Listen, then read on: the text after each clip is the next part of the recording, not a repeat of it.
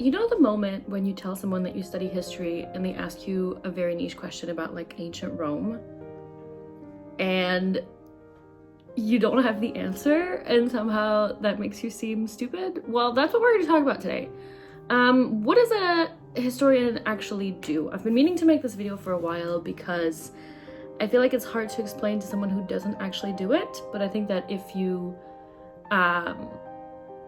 take a second and actually hear me out, then you might realize that, doing history is actually really, really cool. And it is quite relevant for us today. A lot of people think that, history is a very soft discipline and that it has no modern day application. But if you take a second to listen to the discourse and what's going on in politics and such, you'll hear a lot of sentences that sound like you have to be on the right side of history, or history is repeating itself. And ultimately, those are questions and those are statements that are very powerfully politically charged and that are very sentimental and that can bring harm to a cause, and it can be, really used to distort or to push an agenda or to get people thinking a certain way, which, it is not. And one example that comes to mind very recently is the Trump administration trying to, censor and control what's happening in museums like the Smithsonian, so that their version of history is being told through the museum and through public space. And this is where historians have to step in to clarify what we know to be true, or as true as can be, and what is acquired knowledge. And it's no surprise that the control of the Smithsonian is happening in a few weeks apart from Trump saying that George Washington probably did not own slaves, which we know for a fact that he did. So the historian's craft and doing history is actually more relevant than ever, and I'm going to tell you what that kind of looks like from on a daily basis, maybe. So unfortunately, historians are not walking encyclopedias. There are a lot of really relevant and important dates in history that I can't even tell you off the top of my head.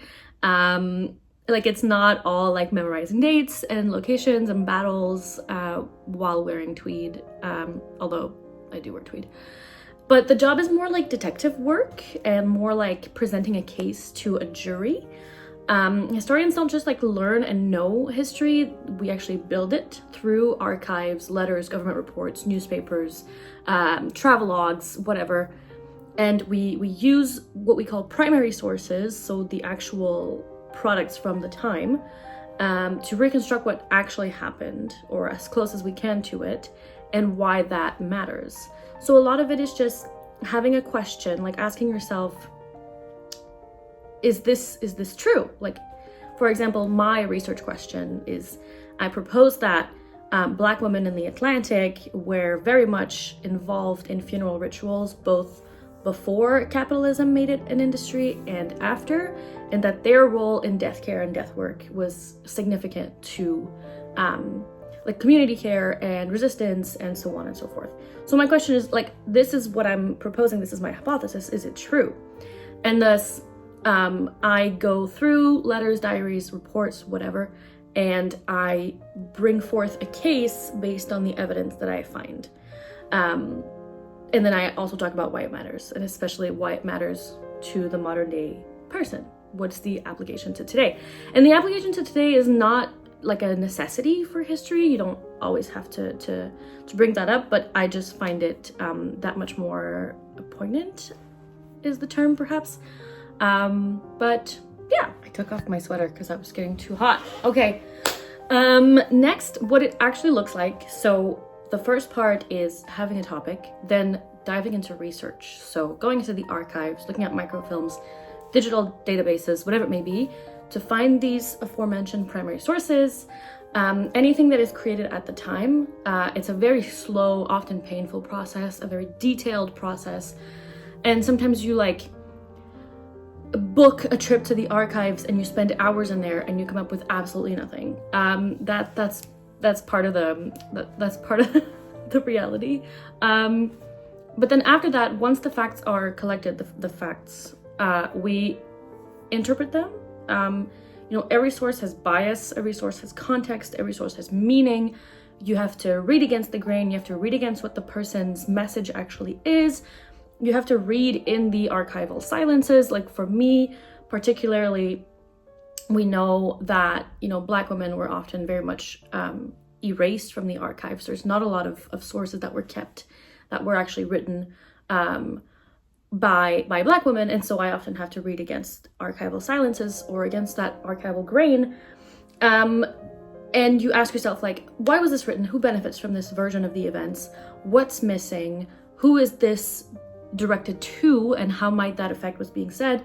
So it's like, you're kind of like a professional skeptic of everything that you come across. Then after that, you write, of course. You do your research, you have your hypothesis, you come up with a case, and you put that into writing. That's when you argue your case, and then you turn that into an article, a book, a conference presentation, a thesis, so on and so forth. So writing history is not about listing events, it's about telling a story backed up by evidence and presenting that to the community, and people saying, I agree with this, I don't agree with this because here's my evidence. You're trying to persuade your readers that your version of that part of the past makes sense. And that's what the peer review process is that here is what I think based on the facts that I found, and then you have reviewers going, well, actually, this evidence is not really strong, and you should consider this here because it does weaken your point. So you're basically being challenged by reviewers and fellow readers, and so on and so forth. And you welcome that, because the point is not to be right, it's to come up with a more complete, a more complicated story together. And then finally, a lot of historians teach, of course, or do public history. Not all historians are in universities. Some work in museums and archives and heritage organizations and conservation organizations, or even in film consulting or TV consulting and so on. If you've ever watched a movie based on a true story that doesn't totally butcher the events, then you want to thank a historian for that. So the real question that I'm often asked, and that I actually ask myself quite a lot, is why bother? Why obsessing over events that are long gone, or things that, might not be profitable, so to speak? And the reason why goes back to the intro, where history is how we understand everything else. History is how we understand power, how we understand our culture, how we understand our identity and our place in a community. It shows us how we got to where we are, patterns that we keep repeating, red flags that might, indicate heading a certain way. So historians don't predict the future, of course, and there's this thing called teleology that says that, there's no inevitability in history. Everything happened for a variety of reasons, but it was never inevitable. So historians don't predict the future, but sometimes what we can do is we can raise flags about when humanity is about to make the same mistake twice. And it happens quite a lot. And I know that for a lot of people in history, looking at current events can be really scary, but also it's important to remember that, again, humans have made the same mistakes over and over again, and humans have always been these messy, complicated creatures that try to grapple with a hostile world. And yeah, so that's the relevance of being a historian. That's what history is about. So a historian's day, if I would sum it up, is reading a lot of what other people have written about what you're interested in.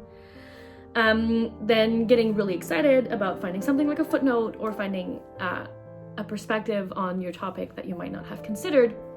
Then you might at some point realize that your new idea was actually written about 40 years ago. And it also involves drinking a lot of coffee. So being a historian is equal parts obsession and patience and caffeine. But when you finally find that like tiny little piece of evidence that changes how we understand something, it's like uncovering treasure, and it's very, very, very exciting. So that's what we do. We don't memorize history, we create meaning from it.